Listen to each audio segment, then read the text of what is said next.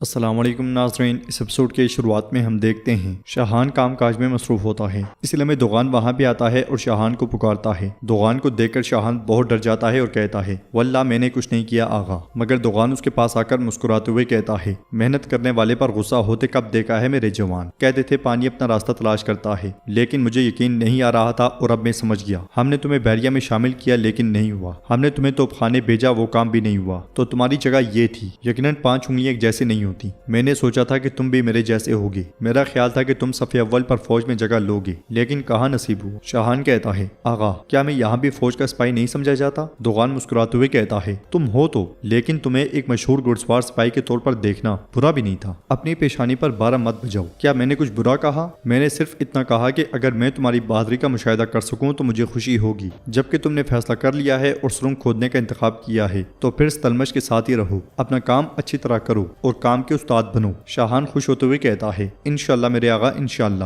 دوغان اسے کہتا ہے یہاں زیادہ خطرہ نہیں ہوتا، لیکن پھر بھی اپنے آپ کو مصیبت میں نہ ڈالنا، تم میرے خاندان سے رہے واحد نشانی ہو میرے بھائی، بیوقوفی کر کے بعد میں مجھے اذیت میں مبتلا نہ کرنا۔ یہ سنتے ساتھ ہی شاہان اس سے لپٹ جاتا ہے۔ دوغان بھی اس سے پیار کرتا ہے اور کہتا ہے چلو کام میں آسانی ہو۔ یہ کہتے ساتھ ہی دوغان پلٹ جاتا ہے اور شاہان پیار سے اسے دیکھتا ہی چلا جاتا ہے۔ دوسری طرف بالی بے شامل اور سپاہیوں کے پاس جاتے ہیں۔ شامل پوچھتا ہے بالی بے آپ کا کیا حکم ہے؟ تو بالی بے کہتے ہیں حکم موت ہے۔ شامل پوچھتا ہے ہدف کیا ہے؟ تو بالی بے کہتے ہیں ہدف ترابزون ہے، اگر دشمن کو شکست دینا مشکل ہے تو راستہ اس سے 1000 گنا مشکل ہے۔ شامل کہتا ہے ہم نے اس کی وادیوں پر بہت سے گھوڑے دوڑائے، ہم نے کئی شاہینوں کو اس کے پہاڑوں پر اڑنے دیا، اللہ کا شکر ہے کہ ہم بحیرہ اسود کو اپنی ہتھیلی کی طرح جانتے ہیں۔ بالی بے کہتے ہیں ہم اس جگہ کو نہیں جانتے جسے وہ ناگوں کا قلعہ کہتے ہیں۔ شامل حیرانگی سے کہتا ہے ناگوں کا قلعہ؟ کیا یہ تیپگوز نامی قلعہ ہے؟ بالی بے ہاں مصر لاتے ہیں تو شامل کہتا ہے ایک بار جب کوئی چلا جاتا ہے تو وہ ختم ہو جاتا ہے، کوئی اسے دوبارہ نہیں دیکھتا، یہ جنگ بے رحم ہوگی بالی بے۔ تو بالی بے کہتے ہیں اگر ضرورت پڑی تو ہم سب مر جائیں گے، لیکن ہم اس قلعے کو ترکوں کی ملکیت بنائیں گے۔ چلو بہادرو، یہ جدوجہد کرنے کا وقت ہے، سر کاٹنے اور خون قربان کرنے کا وقت ہے۔ قریب ہی میں شاہان کام کاج میں مصروف ہوتا ہے۔ اسے دیکھ کر ستلمش کہتا ہے شاہان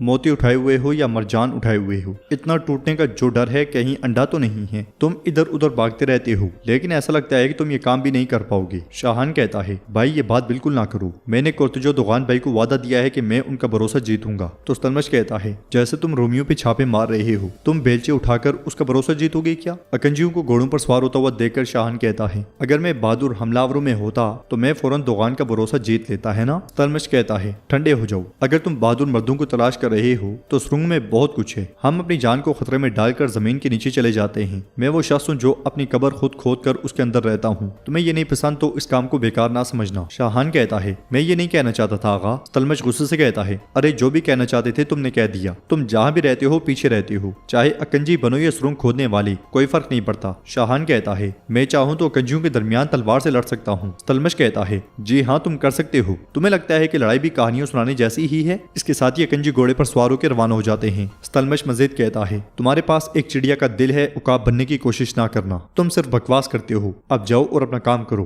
یہ کہتے ساتھ ہی ستلمش آگے بڑھ جاتا ہے۔ اکنجیوں کو جاتا ہوا دیکھ کر شاہان ان کی جانب دیکھنے لگ جاتا ہے۔ ناظرین اس کے بعد ہم پہاڑوں کی چوٹی پہ ناگوں کا قلعہ دیکھتے ہیں، اور جیسا اس کا نام خطرناک ویسا ہی قلعہ بھی خطرناک۔ قلعے میں دراوین آگے بڑھتے ہوئے شہنشاہ کو منوز سے کہتا ہے ناگوں کا قلعہ کھڑی چٹانوں کے اوپر، عقاب کے اڑنے سے بھی بہت اونچا، صدیوں سے پونچھ کا دفاع کرنے والا پتھر والا دیو، اتنی کھڑی جگہ پہ فوجی کیسے رہتے ہیں؟ تو شہنشاہ کہتا ہے قدرت ہمیں سب کچھ دیتی ہے، سپاہی کھانے پینے کے لیے باہر جاتے ہیں، وہ ارد گرد کے جنگلی بھیڑ سے مشروبات بناتے ہیں، اور جب انہیں بھوک لگتی ہے تو وہ ہرنوں اور پرندوں کا شکار کرتے ہیں۔ سلیمان پوچھتا ہے پھر اس کا نام ناگوں کا قلعہ کیوں رکھا ہے؟ جہنم کا قلعہ رکھنا چاہیے تھا نا؟ کومینوس کہتا ہے کیا تم پونس کے عظیم بادشاہ میتراداس کو جانتے ہو؟ زہروں کا بادشاہ، وہ اپنے دشمنوں کو مارنے کے لیے زہر خود بناتا تھا اور وہ زہروں کا مرکز ہے۔ آگے بڑھتے بڑھتے وہ ایک کنویں کے پاس پہنچتے ہیں جس میں ناگ ہی ناگ ہوتے ہیں۔ یہ دیکھ کے سلیمان ڈر جاتا ہے اور دراوین کہتا ہے یہ وہ جگہ ہے جہاں ہر جنگجو رہنا چاہے گا۔ تو شہنشاہ کہتا ہے اس قلعے کی طاقت نے رومیوں، سلجوکیوں اور شیخ جنید کے حملوں سے ہمیں اب تک بچایا ہے، اب باری آئی ہے سلطان محمد خان کی، تم یہاں اپنے سورماؤں کے ساتھ تیار کھڑے رہو گے، جب محمد پونس آئے گا تو تم اسے وہ جہنم دو گے جس کے وہ توقع نہیں کر رہا ہوگا۔ دراوین کہتا ہے یقیناً، لیکن پہلے مجھے مقدس امانتوں کو لینا ہوگا۔ یہ سن کے شہنشاہ اور یورگو بہت پریشان ہو جاتے ہیں اور یورگو کہتا ہے نہیں، سب سے پہلے پونس کو بچانا ہوگا، امانتیں بعد میں ملیں گی، ہمارا پوپ کے ساتھ اس طرح کا معاہدہ تھا۔ مگر دراوین کہتا ہے حالات نے معاہدہ بدل دیا ہے، پہلے مقدس امانتیں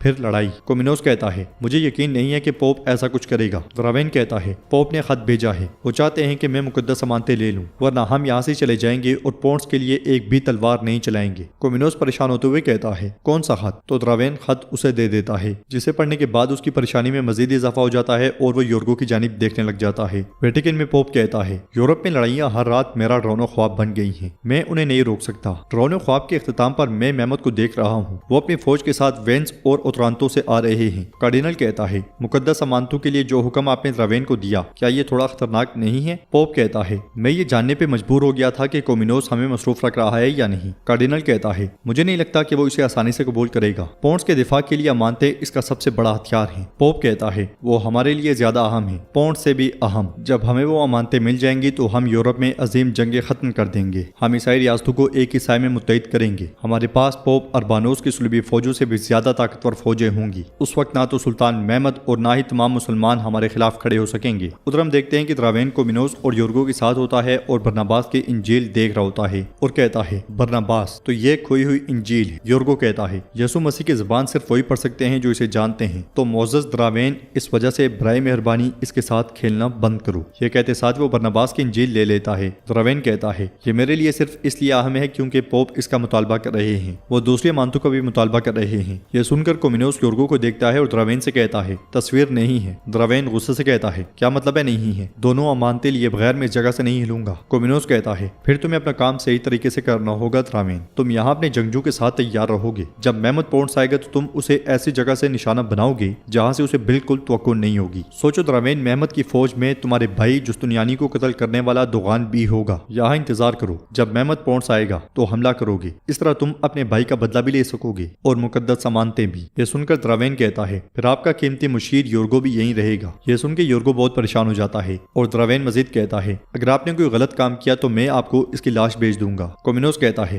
لیکن درابین اگر تم پونس آنے کے بعد محمد کے خلاف جیتنے میں ناکام رہے تو پوپ کے پاس کچھ بھی نہیں لے جا پاؤ گے، تم اپنے بھائی کا بدلہ بھی نہیں لے سکو گے۔ یہ کہتے ساتھ ہی کومینوس چلا جاتا ہے اور یورگو وہیں کھڑا رہ جاتا ہے۔ ادھر ہم دیکھتے ہیں کہ جنگل میں جانے سے سپاہی مشقوں میں مصروف ہوتے ہیں، وہ بندوق چلانے کی بھی مشقیں کرتے ہیں اور نشانے لگاتے ہیں۔ اس لیے دوغان وہاں آتا ہے اور انہیں مشق کرتا ہوا دیکھ کر ایک بندوق تھام لیتا ہے، وہ انہیں سکھائی رہا ہوتا ہے کہ بندوق کیسے استعمال کرنی ہے۔ اسی لیے سامنے ولاد آ جاتا ہے اور کہتا ہے اگر تم دونوں آنکھیں بند کر لو تو تم کچھ نہیں دیکھ پاتے، کیا ایسا نہیں ہے دوغان آغا؟ یہ سنتے ساتھ ہی دوغان اس کے پاس آتا ہے اور کہتا ہے ولاد چاہے دھند ہی کیوں نہ ہو ہم آگے پیچھے دیکھ لیتے ہیں۔ ولاد اس سے کہتا ہے زینل آغا اگر تم آگے دیکھ سکتے ہو دوغان آغا تو پھر اپنے رضاکار جماعت میں جاسوس کو زینل کے بجائے تم کیوں نہیں دیکھ سکے؟ دوغان پوچھتا ہے کیا تم نہیں جانتے کہ زینل آغا کو اعظم مقرر کیا گیا ہے؟ ولاد کہتا ہے کیا خوب تدبیر تھی، پہلے وہ بنا آغائے اعظم، پھر اس نے لشکرگاہ میں اپنا نظام قائم کیا اور جاسوس کو بھی ڈھونڈ نکالا، بہت عمدہ چال تھی۔ پھر دوغان آغا جب تم قیادت کرتے تھے تو پرندے تک خیمے میں خاموش اڑتے تھے، پھر زینل کے ہوتے ہوئے صدر اعظم پہ حملہ ہوا کیوں؟ میں تمہارا زیادہ وقت نہیں لوں گا، تمہاری اور بھی مصروفیات ہوں گی۔ یہ کہتے ساتھ ہی ولاد چلا جاتا ہے اور دوغان سوچ میں پڑ جاتا ہے۔ ادھر گلپری اپنی ماں کی جانب سے آیا ہوا خط پڑھ رہی ہوتی ہے جس میں لکھا ہوتا ہے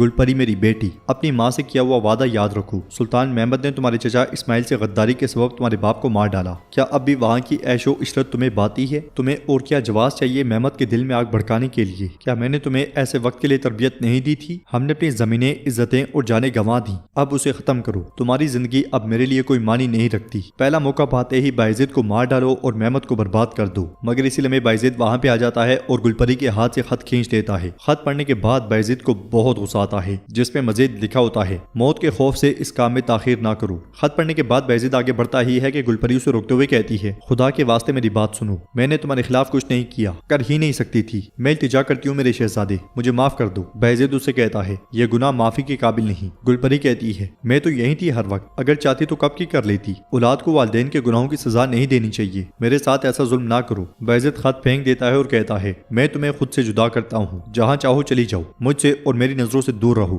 گلپری کہتی ہے لیکن، تو باعزید چیختے ہوئے کہتا ہے کوئی لیکن نہیں، کوئی لیکن نہیں، یہ میرا آخری فیصلہ ہے۔ یہ سنتے ساتھ ہی گلپری اس کے پاؤں میں پڑ جاتی ہے اور کہتی ہے مجھے تمہاری پرچھائی کے سوا کچھ نہیں چاہیے، اگر نہیں دیکھنا چاہتے تو مت دیکھو، پر تمہارا مسکراتا ہوا چہرہ دیکھنا ہی میرے لیے بے مثال ہے۔ باعزید اپنا ہاتھ چھڑواتا ہے اور غصے میں نکل جاتا ہے۔ اور ناظرین اس کے ساتھ ہی ایپیسوڈ بھی اختتام پذیر ہوتی ہے۔ ویڈیو پسند آئے تو لائک کر دیں، شیئر کر دیں، سبسکرائب نہیں کیا ہوا تو سبسکرائب کرنے کے ساتھ ساتھ گھنٹی والے آئیکن کو دبانا مت بھولیں۔ ملتے ہیں انشاءاللہ نیکسٹ ویڈیو میں، تب تک کے لیے رکھیں اپنا اور اپنوں کا بہت زیادہ خیال۔ اللہ نگہبان۔